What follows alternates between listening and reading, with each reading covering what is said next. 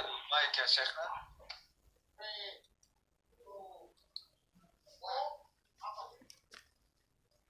اقرأ يا محمد عمير.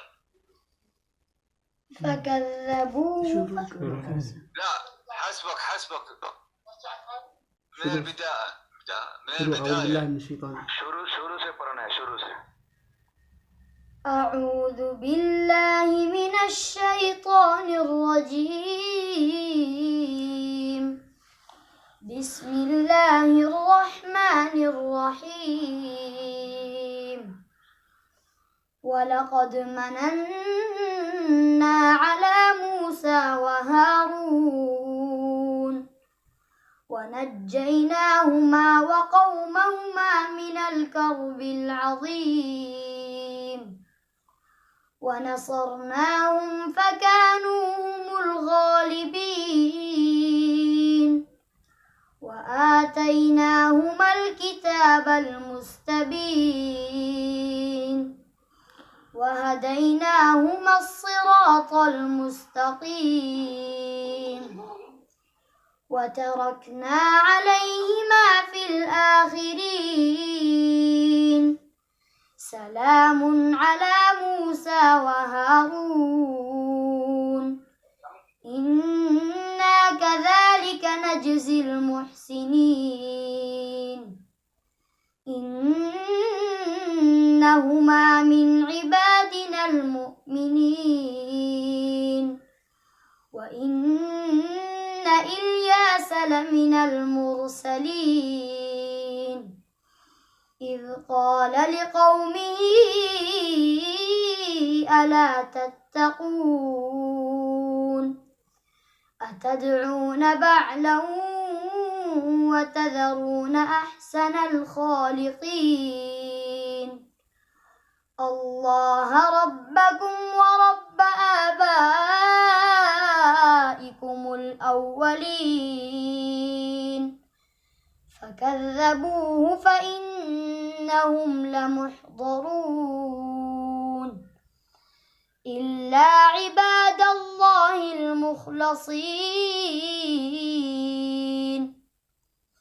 وتركنا عليه في الآخرين. سلام على الياسين إنا كذلك نجزي المحسنين.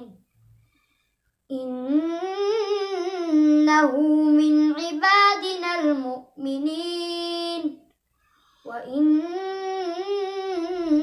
لوطا لمن المرسلين إذ نجيناه وأهله أجمعين إلا عجوزا في الغابرين ثم دمرنا الآخرين وإنكم لتمرون عليهم مصبحين وبالليل أفلا تعقلون. أعوذ بالله من الشيطان الرجيم.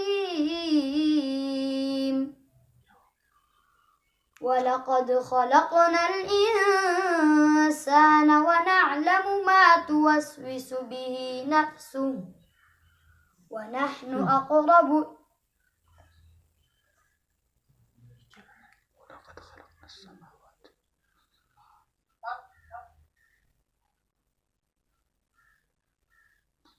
يقرأ المقطع الثاني والثالث والرابع. ولقد خلقنا السماوات. أعوذ بالله من الشيطان الرجيم. حسبك.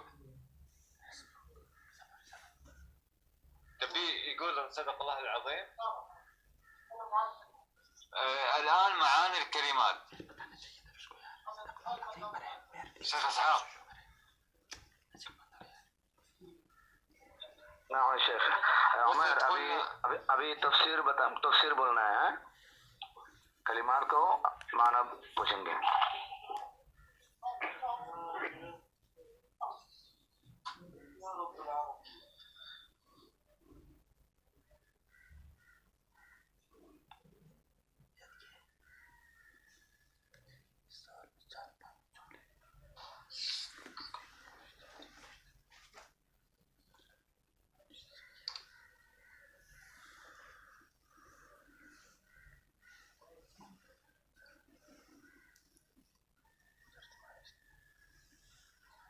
بارك الله فيك يا محمد على هذه التلاوة. فضيلة الشيخ أحمد، ماذا سجلتم من ملاحظات عليه؟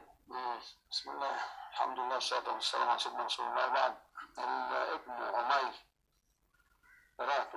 قراءة طيبة، لم ألاحظ عليه إلا تفخيم التاء في المستقيم، لم تكن التاء يعني مستفلة أو رقيقة كما ينبغي. وكذلك في بعض الغنى لعله قد يزيد فيها شوية، زي وإن لوطا زاد في الغنى المشددة أكثر من اللازم يعني. ما عدا ذلك فقراءته طيبة، لكن يحتاج إلى شيء من الترميم في الأداء يعني، لأنه ماشي على خط واحد موحد يعني، لم يستغل الصوت في إنه يسمعنا بعض المقامات الأخرى التي يعني تبنى عليها